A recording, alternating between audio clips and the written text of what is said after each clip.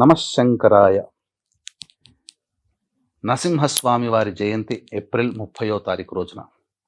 మీకందరికీ తెలిసిందే, ఉదయము రాత్రి, పగలు రాత్రి కాని సమయము, అలాగే నింగి నేల కాని చోటు అనగా గడప కేంద్రముగా రాక్షస సంహారార్థమై ఆ స్తంభము నుంచి వెలువడినటువంటి ఆ నరసింహస్వామి హిరణ్యకశిపుణ్ణి సంధ్యా సమయంలో సంహరించడం జరిగింది.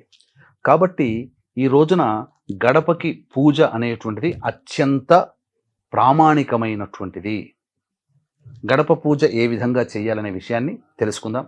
ముందుగా వీక్షించేటువంటి ప్రేక్షకులకి మీ జాతకరీత్యా కలుగు విద్య, వివాహ, ఉద్యోగ, దాంపత్య, అనారోగ్య సమస్యలు, వీసా ప్రాబ్లమ్స్, శత్రుబాధల నివారణకి, అలాగే మేష, మిథున, కర్కాటక, సింహ, కన్య, వృశ్చిక, ధనస్సు, కుంభ, మీన రాశిలో జన్మించిన వారికి శనిదోష నివారణార్థమై సర్వదోష నివారణ పూజలు, హోమాలు మే 1వ తారీఖు రోజున సాయంకాలం 6 గంటలకి ప్రారంభమవుతాయి.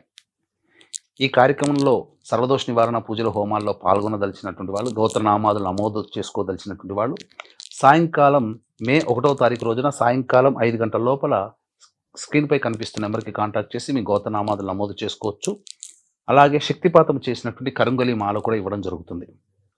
ఇక ఈ ఏప్రిల్ 30వ తారీఖు రోజున స్తంభ పూజ అనేటువంటిది ఖచ్చితంగా ఇంట్లో చేసుకోవచ్చు. గడప పూజ కూడా చాలా విశేషమైనటువంటి పూజ.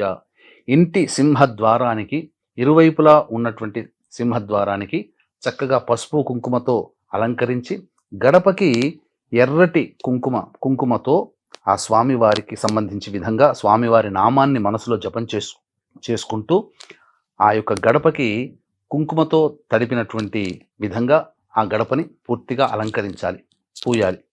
తదనంతరం అక్కడ ఎర్రటి అక్షతలతో నరసింహస్వామి అష్టోత్తరంతో పూజ చేసి ఆ సమయం 4:27 నుంచి 7 గంటల వరకు సాయంకాలం, లేదా 4:17 నుంచి 6:56 వరకు ఈ సమయం చెప్పబడి ఉంది.